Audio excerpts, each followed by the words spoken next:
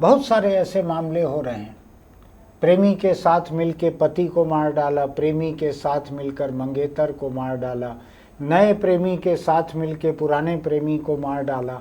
और सिर्फ महिलाएं ऐसा नहीं कर रही हैं, आदमी और कई गुना ज़्यादा कर रहे हैं ऐसा कि पत्नी के प्रेमी को मार डाला, बहन ने किसी से मर्जी से शादी कर ली तो उस व्यक्ति को मार डाला जिससे बहन ने शादी की है, बहन को मार डाला। लेकिन माँ बाप अपनी मर्जी के खिलाफ, तुम कैसे पसंद कर लोगे? तुम कैसे पसंद कर लोगे लड़की को? हमने पैदा किया है तुमको, हम पसंद करेंगे तुम्हारे लिए लड़की। ये जो मिजाज है ये बहुत ही खतरनाक मिजाज है। ये खूनी मिजाज है ये कि तुम चाहे मर जाओ, आप पूरी ज़िंदगी के लिए एक अफसोस, मलाल, बेचैनी और ख़तरा छोड़ते हैं अगर आप अपने बच्चों की मर्जी के खिलाफ उनकी शादी तय करते हैं।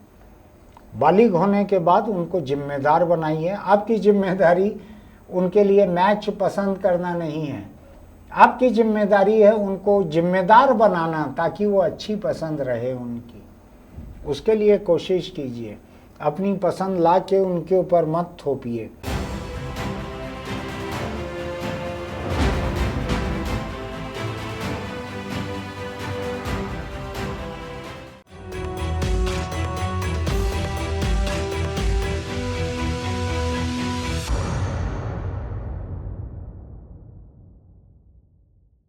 नमस्कार, मैं छत्तीसगढ़ अखबार के YouTube चैनल इंडिया आजकल के स्टूडियो से सुनील कुमार। एक बड़ी अजीब सी घटना हुई है। एक बहुत बड़े कारोबारी के बेटे की शादी एक मेवा व्यापारी की बेटी के साथ तय हुई पुणे में। इतना आलीशान राजसी विवाह करने की तैयारी चल रही थी। खबरें बताती हैं कि राजस्थान में कोई 17 करोड़ रुपए का महल बुक किया गया था शादी के लिए। 17 का हो या 7 का हो, क्या फर्क पड़ता है। 2 प्लेन बुक किए गए थे, नवंबर में शादी होने वाली है, अभी से बुक किए गए थे मेहमानों को ले जाने के लिए। परिवार शायद दोनों पुणे में थे। केतन अग्रवाल और लड़की का नाम था सिया गोयल। दोनों ही जात बिरादरी के भीतर का मामला लगता है। संपन्न कारोबारी, बहुत बड़े जमीन कारोबारी अग्रवाल परिवार का बेटा था और 1 महीने से वो जश्न मना रहा था। अपनी मंगेतर का जन्मदिन आने वाला था तो 1 महीने से हर दिन उसको कोई न कोई गिफ्ट दे रहा था, कुछ कर रहा था। और लड़की उसको ले गई पुणे के पास एक पहाड़ी के ऊपर शूटिंग करने के लिए। फ़ोटो लेंगे, शूट करेंगे, जन्मदिन के पहले की प्री वेडिंग फ़ोटो, कई तरह की आजकल चलती हैं तस्वीरें। कुल मिलाकर ये है कि उसको ले गई वहाँ पर लड़की और 2-3 घंटे बाद उसका फ़ोन गया कि ये गिर गया है पहाड़ी से। पुलिस पहुँची, किसी तरीके से लाश ढूंढी। आजकल ऐसे मामले में पहला शक जो है जीवन साथी पर, प्रेमी या प्रेमिका पर, इन्हीं लोगों पर पहला शक होता है। जब इस लड़की का मोबाइल फ़ोन ढूंढा गया तो उसमें बहुत सारे ऐसे कॉल मिले, ऐसी चैट मिली, ऐसे नंबर मिले। थोड़ा शक हुआ, पुलिस को थोड़ा शक हुआ। पूछताछ की, जांच पड़ताल की तो पता लगा कि उस लड़की का एक प्रेमी था जिससे शादी तय हुई है। उसका नाम केतन था, जिससे प्रेम था उसका नाम चेतन था। कैसा विचित्र संयोग है कि चेतन से प्रेम था, जिसकी मोबाइल की एक शॉप थी, छोटी थी बड़ी थी जैसी भी थी, उससे प्रेम था। प्रेम इस हद तक था कि जहां घर वालों ने शादी तय की वहां शादी न करने के लिए उसने अपने प्रेमी के साथ मिलकर मंगेतर को मार डाला। बहुत सारे ऐसे मामले हो रहे हैं। प्रेमी के साथ मिलकर पति को मार डाला, प्रेमी के साथ मिलकर मंगेतर को मार डाला, नए प्रेमी के साथ मिलकर पुराने प्रेमी को मार डाला। और सिर्फ महिलाएं ऐसा नहीं कर रही हैं, आदमी और कई गुना ज़्यादा कर रहे हैं ऐसा कि पत्नी के प्रेमी को मार डाला, बहन ने किसी से मर्जी से शादी कर ली तो उस व्यक्ति को मार डाला जिससे बहन ने शादी की है, बहन को मार डाला। मैंने ऐसा नहीं सुना है कहीं पे कि लड़के के घर वाले जो हैं वो लड़की की हत्या कर दें। लड़का आ जाए अपने घर कि मैंने इससे शादी की है, दूसरे धर्म की है, दूसरे जात की है, लड़के के घर वाले कभी नहीं मारते, कभी कत्ल नहीं करते, वो मंजूर कर लेते हैं। मैंने तो नहीं सुना है कि लड़के के घर वालों ने मारा हो। लेकिन लड़की के घर वाले ऑनर किलिंग के नाम पर परिवार की इज्जत साख बचाने के लिए कि कत्ल करेंगे तो ही परिवार की इज्जत बची रहेगी, साख बची रहेगी। लड़की के घर वाले कई बार अकेली लड़की को, लड़की लड़के दोनों को, अकेले लड़के को कई तरह के कॉम्बिनेशन में मार डालते हैं। अब मैं सोच रहा हूं कि ये प्यार और शादी, इसके बीच में इतने सारे कत्ल, और शादी के बाद भी जो विवाहेतर संबंध कहलाते हैं कि शादी से परे के संबंध, उसमें भी कितने तरह के कत्ल हो रहे हैं हिंदुस्तान में। क्या जो विकसित देश हैं, सभ्य समाज हैं, क्या वहाँ भी इतने कत्ल होते हैं? अरे लोग छोड़ छुट्टी कर लेते हैं, नहीं जमा इससे, भाई ठीक है चलो, बड़े आसानी से मिलवाते हैं कि ये मेरा पिछला बॉयफ्रेंड है, एक्स बॉयफ्रेंड है, ये मेरी एक्स बॉयफ्रेंड है, ये मेरा एक्स हस्बैंड है, ये मेरी एक्स वाइफ है। दुनिया का, सभ्य दुनिया का तौर तरीका ये रहता है कि एक्स के साथ जीना सीख लेते हैं। ये मामला थोड़ा अलग है पुणे के जिस मामले से मैं बोल रहा हूँ। इस लड़की के ऊपर इस बात का असर नहीं था कि इतने संपन्न परिवार में उसकी शादी हो रही है तो पिछले लड़के को छोड़ देती है। उसकी मोहब्बत शायद पिछले लड़के से, जो दुकानदार है, उससे ज़्यादा मजबूत थी। अच्छी बात है किसी से भी मोहब्बत मजबूत होना, लेकिन बुरी बात इसमें कहाँ से आ गई? बुरी बात वहाँ से शुरू होती है जब घर वालों ने शायद इसकी मर्जी के खिलाफ इसकी शादी तय कर दी, और बड़ी खुशियाँ भी मनाई होगी कि इतने संपन्न परिवार में इसकी शादी हो रही है, इतने बड़े राजस्थान के महल में शादी होगी। लड़की के परिवार को और क्या चाहिए कि लड़की इतने बड़े घर में जाए, इतने धूमधाम से शादी हो सकता है कि मेवा कारोबारी उसका परिवार भी इतना ही संपन्न हो सकता है कि मोबाइल दुकानदार उसका प्रेमी भी इतना ही संपन्न हो, लेकिन उसके प्रेम से परे अगर उसकी शादी कहीं तय करवाई गई तो उसने प्रेमी के साथ मिलकर मंगेतर को मार डाला। खबरें बता रही है कि पिछले हफ्ते में उसने 2-3 बार और ऐसी कोशिश की थी पहाड़ी पर ले जाकर, लेकिन बच गया लड़का। उसकी किस्मत थी जो बच गया उस समय, अब नहीं बच पाया। आखिरी धक्का थोड़ा जोर का था। कुछ जो शूट कर रहे थे, फोटो वीडियो जो ले रहे थे, उसमें पीछे कोई हुड लगाए हुए, ऐसा जैकेट का हुड लगाए हुए कोई लड़का दिख भी रहा है पीछे। इन्हीं दोनों ने मिलके, प्रेमी प्रेमिका ने मिलके प्रेमिका के मंगेतर को धक्का दे दिया पहाड़ी से। मारने के लिए ही धक्का दिया और किसी चीज के लिए नहीं दिया। मैं इस घटना के साथ ये सोचता हूँ कि कब हिंदुस्तान के माँ बाप इस बात को सीखेंगे कि बच्चों को अपनी मर्जी से शादी करने दें।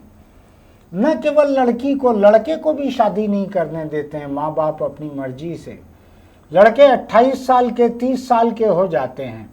अगर सही उम्र में शादी होती 25 साल में तो हो सकता है 28-30 तक 1, 2, 3 बच्चे, उधर आंध्र तेलंगाना में रहते तो 3 बच्चे पैदा करके जिम्मेदारी से फारिग हो जाते और चंद्रबाबू नायडू के दिए हुए 20,000, 40,000, 80,000 ऐसा कुछ रुपया भी पा चुके रहते। लेकिन माँ बाप अपनी मर्जी के खिलाफ, तुम कैसे पसंद कर लोगे? तुम कैसे पसंद कर लोगे लड़की को?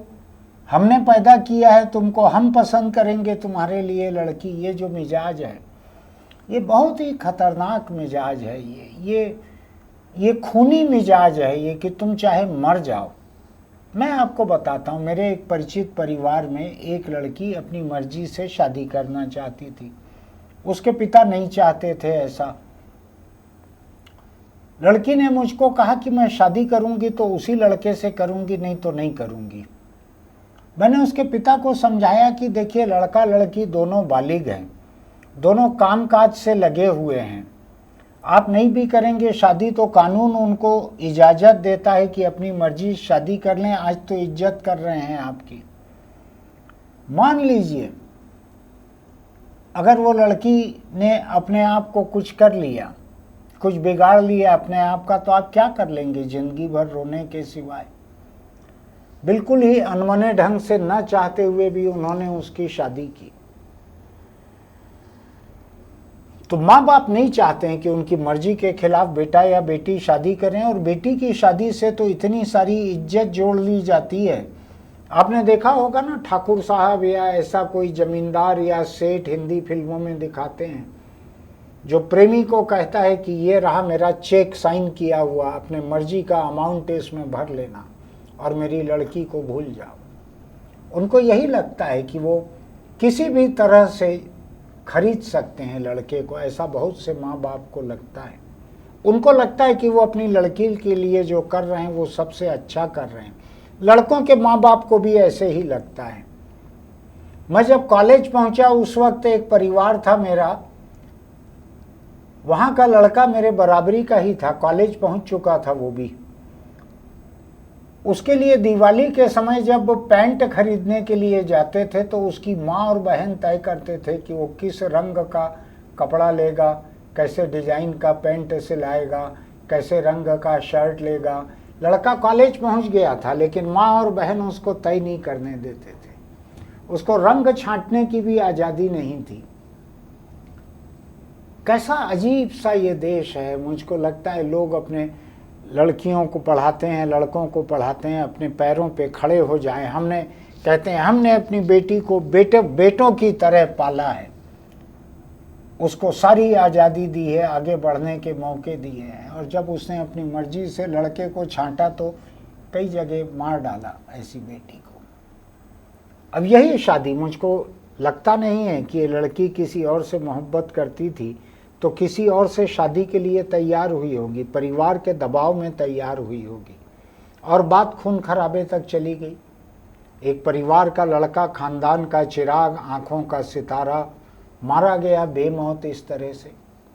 और लड़की, जवान लड़की, वो अपने प्रेमी के साथ अब 5 साल, 10 साल, 20 साल कितना जेल में रहेगी मुझको नहीं मालूम है। तो मैं यही सोचता हूँ कि हिंदुस्तानी माँ बाप क्यों इतना हावी होते हैं अपने बच्चों पे, कि उनको मर्जी से प्रेम नहीं करने देंगे, मर्जी से शादी नहीं करने देंगे। लड़के के माँ बाप ये तय करते हैं कि आई हुई बहू कब बच्चे पैदा करे, कितने पैदा करे, लड़का पैदा करे, लड़की पैदा करे। अभी कल परसों ही हमारे दोस्त हैं, बिहार के बहुत अच्छे जर्नलिस्ट हैं, पुष्य मित्र, उन्होंने एक रिपोर्ट लिखी है कि किस तरह हरियाणा से 1200 किलोमीटर चल के महिलाएं बिहार आ रही हैं, जहां सोनोग्राफी से उनको ये बता दिया जाता है कि लड़का होगा या लड़की होगी। तो खुद बिहार में तो ये हो ही रहा होगा। बिहार में शायद हिंदुस्तान का सबसे बुरा सेक्स रेशियो हो गया है। 1000 लड़कों पे 800 से कुछ और ज़्यादा लड़कियां हो गई है। इतना गिर गया है, लिंगानुपात इतना गिर गया है। तो ये तय करता है परिवार कि नहीं, ये पहली लड़की हुई है तो दूसरा लड़का होगा, फिर लड़की हो गई तो एक कोशिश और करो, लड़का चाहिए घर में। ऐसा कई जगह ये कोशिश चलते रहती है। बहू जो है वो बच्चा पैदा करने की मशीन बन जाती है। क्यों माँ बाप इतना काबू करना चाहते हैं अपने बच्चों पे, प्रेम को लेकर, पढ़ाई को लेकर, क्या कोर्स करे बेटी उसको लेकर, क्या पहने उसको लेकर। मैं कहता हूं कि ठीक है उसके फैशन आपको नहीं जमते, लेकिन किस रंग को पहने ये भी आप तय करते हैं। अजीब लोग हैं ये, कंट्रोल फ्रीक कहते हैं इनको, जो कि काबू करने के लिए बावले रहते हैं। Control freak. तुम ये मत देखो, इसको मत पढ़ो, इससे बात मत करो, ये रंग का कपड़ा मत पहनो, ये कपड़ा मत पहनो, ये पढ़ाई मत करो, तुमने ये इंस्टाग्राम पे क्यों पोस्ट किया। अरे कोई बहुत आपत्तिजनक रहे तो आप बोल भी लो। एक एक बात पे कब तक पूरी जिंदगी कंट्रोल करोगे। मैं एक परिवार का किस्सा बताता हूं आपको, मेरा दखल था, आना जाना था उस परिवार में। बच्चे नहीं हो रहे थे बहुत साल तक। तो मैंने पता लगाया, तो जो मेरा दोस्त था उसने मुझको कहा कि मेरी माँ रात को हमको बेडरूम का दरवाज़ा ही बंद नहीं करने देती है, अगर हम दरवाज़ा बंद करें तो खटखटा के खुलवा देती है कि खोल के सो दरवाज़ा। बच्चा पैदा हो तो कैसे हो। ऐसे किस्से मैंने एक अपनी आंखों से एक परिवार में देखा हुआ है। माँ को दरवाज़ा खटखटाते नहीं देखा है, बताया मुझको परिवार ने। एक दूसरी जगह का सुना हुआ है। इतने कंट्रोल फ्रीक हैं। अरे अगर बेटे को बहू के साथ सोने नहीं देना था तो क्यों शादी की उसकी, क्यों बहू लेके आए। ऐसे बहुत सारे मामले हैं हिंदुस्तान के जो बतलाते हैं कि यहाँ माँ बाप जो हैं दुनिया में सबसे ज़्यादा कंट्रोल फ्रीक लोगों में से हैं। शादी हो जाती है, घर नहीं छोड़ पाते बेटा बहू। जो बहुत सारे ऐसे देश हैं जहाँ शादी होते ही सबसे पहले उनका घर अलग बसा दिया जाता है। चैन से रहो, आराम से रहो, ज़िंदगी को एंजॉय करो। बहू को अगर हाफ पैंट टी शर्ट पहनने का शौक़ है घर के भीतर तो सास के मौजूदगी में तो नहीं पहन पाएगी, अपने घर में रहो अच्छे से। पूरे सभ्य और विकसित दुनिया में यही किया जाता है। मैंने महाराष्ट्र में पैदा हुआ हूँ, महाराष्ट्र में भी बेटा बहू के अलग मकान लेके रहने को बुरा नहीं माना जाता। बहुत सारे बच्चे शादी होके अलग घर कर लेते हैं, चैन से रहते हैं, व्यक्तित्व विकास होता है बहू का भी।